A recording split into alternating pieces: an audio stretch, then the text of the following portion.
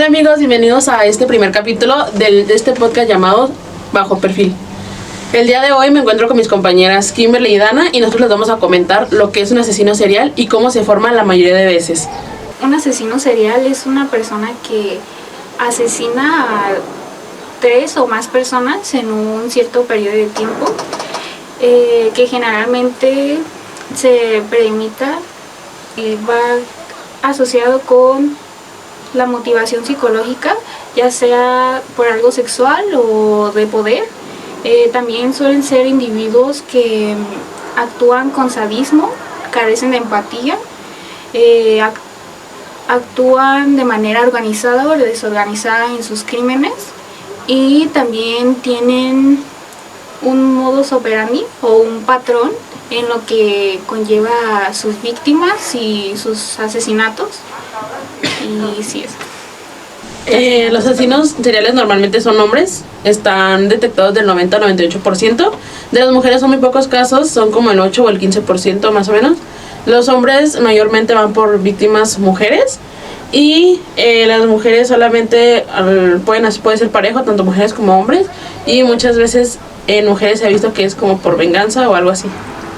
También, como retomando un poco lo que dijo Alondra, estas personas suelen también ser personas sociables que destacan académicamente o que son líderes o que están como arriba jerárquicamente, como en una sociedad, tipo en una iglesia, en una, no sé, comunidad de vecinos o cosas así. Entonces aquí podríamos decir que hay como un 50-50, o sea, eso, o sea, no como que los define, pero sí suelen haber ambos casos, tanto sociales como antisociales. Sí, justo. Sí, porque notablemente muchos de los asesinos siempre son los que son muy depresivos, muy apartados socialmente. Se llega a notar y en muchos patrones de asesinos está Creo que ahí podemos ya relacionar con lo que dijeron, que a lo mejor los que son más antisociales son las personas que a lo mejor pueden haber llegado a sufrir violencia, por eso su comportamiento desde niños. Y otros que nacieron en un ambiente muy amoroso y aún así se convirtieron en asesinos seriales. Pues yo creo que eso es lo que influiría bastante, ¿no? Aquí. Tú también, como las áreas que los estudian, por así decirlo, son la psicología criminal, también la ciencia forense, que pues ayudan a entender, comprender sus conductas, y aunque pueden parecer aterradoras, también ofrecen como datos cruciales para la seguridad pues pública y también para descubrir como pues todo lo que hacen, ¿no? También puedo mencionar que en mayor de los casos de asesinos seriales llegan a ser en Estados Unidos. El 88% de asesinos vienen siendo de Estados Unidos. Esto supongamos que puede ser a base de que en Estados Unidos hay mucho narcisismo y otro tipo de cosas que normalmente puede ser que en los años 70, 80, durante guerras donde estuvo involucrado Estados Unidos, muchas personas hayan llegado a involucrarse en esos tipos de tratos, de que empezaran a ser más agresivos, ¿no? También, y logrando así que muchos niños crecieran con algún tipo de trastorno que haya derivado de todo esto. Para este punto, una pregunta que se llega a hacer muchas veces es si un asesino se hace o nace. La respuesta es que el asesino se hace porque esto pasa por las causas que tiene en su infancia y el entorno. Por ejemplo, hay asesinos que crecen en entornos donde tienen constantemente abuso físico, sexual, emocional, y también esto desensibiliza al niño ante el dolor ajeno y propio, y también la negligencia, que en muchos casos es por el abandono emocional que impide que el niño desarrolle empatía en muchos casos. Sí, o también por otro lado, hay pues asesinos que crecen como en un ambiente digamos, estable o sano, en donde pues tienen padres presentes o amorosos, y aún así pues generan estos trastornos que pues los llevan a generar asesinatos. En este caso podemos hablar de algunos trastornos que tienen algunos asesinos, porque, por ejemplo, el trastorno del límite de la personalidad, que en algunos casos hace que sea inestable, como en relaciones de autoimagen, también de que llegan a actos violentos contra ciertas personas o en situaciones de abandono. Pueden estar bajo este tipo de casos. También otros trastornos que los caracterizan son el neurotismo, el sadismo y también la psicosis. Además, cuando los niños se ponen en exposición a violencia a temprana edad, muchas veces como el crecer en un hogar donde la violencia es el método de resolución de conflictos, eso también hace que normalicen la agresión como una herramienta de poder. Sí, unas características del asesino serial también hay que comentarlo, son personas que se hacen ver como personas tímidas, antisociales, o que casi no llaman la atención de las personas para pues estar bajo un perfil tranquilo y de confianza, para que sus víctimas caigan más fácil o no sea tan fácil de sospechar de él.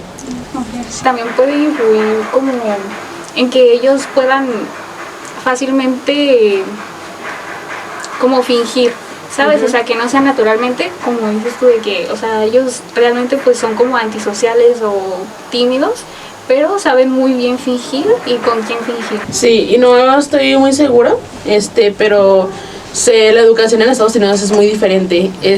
Allá pues a los niños se supone que no los tienes que violentar ni corregir con violencia, no como en otros países a los que pues nosotros conocemos cómo se educa. Y en Estados Unidos a los niños los dejan como satisfacer siempre sus necesidades y satisfacer todas las etapas. Entonces no es como que haya un límite, y si ellos necesitan satisfacer sus necesidades, lo van a hacer sí o sí, porque no hubo como ese límite o esa castración, por decirlo de manera psicológica. Entonces por eso mayormente es en Estados Unidos, porque no existe ese límite entre los niños. También podemos hablar en este caso de cómo es más o menos la anatomía en el cerebro de un asesino. En este caso podemos hablar de la neurociencia, que se ha identificado en áreas específicas que suelen funcionar de manera atipática en asesinos.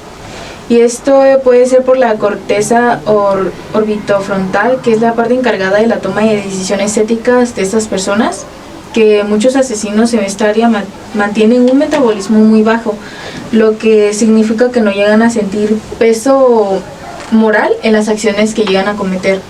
O también en el sistema límbico, donde mientras que una persona siente miedo, ansiedad ante cualquier peligro, un psicópata tiene como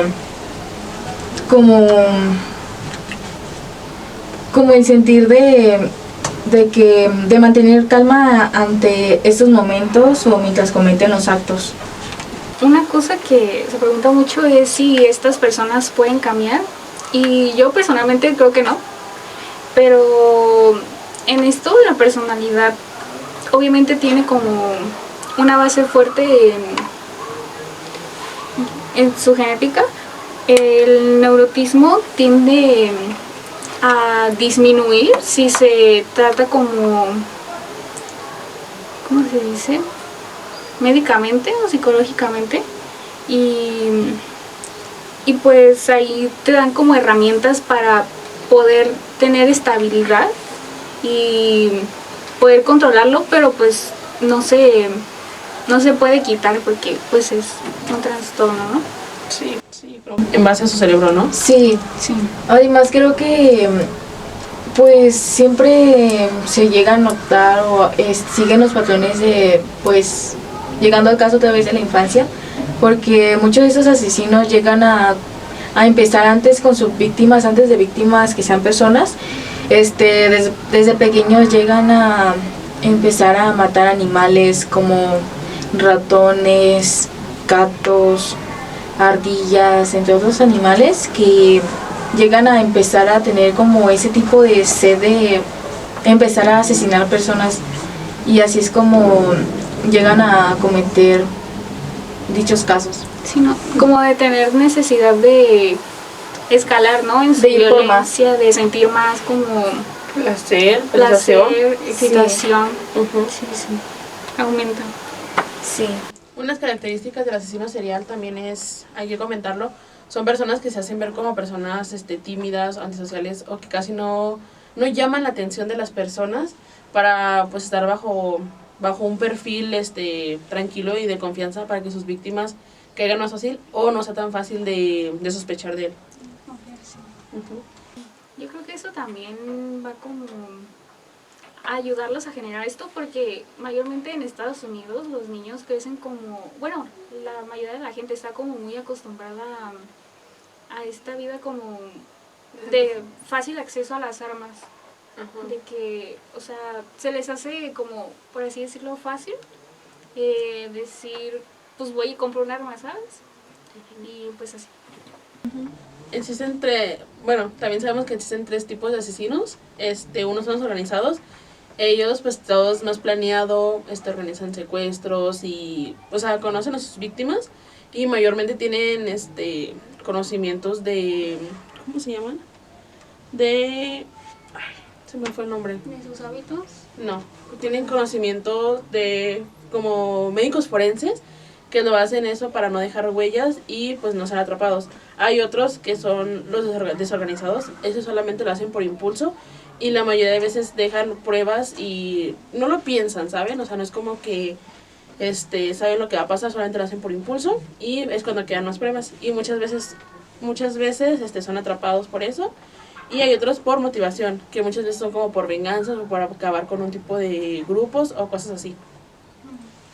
Creo que pues siempre se llega a notar o siguen los patrones de, pues, llegando al caso otra vez de la infancia, porque muchos de estos asesinos llegan a empezar antes con sus víctimas, antes de víctimas que sean personas, desde pequeños llegan a empezar a matar animales como ratones, gatos, ardillas, entre otros animales que llegan a empezar a tener como ese tipo de sed de empezar a asesinar personas, y así es como llegan a cometer dichos casos. Sino como de tener necesidad de escalar, ¿no? En su De ir por más. violencia. Lamentablemente muchos de los asesinos siempre son los que son muy depresivos, muy apartados socialmente.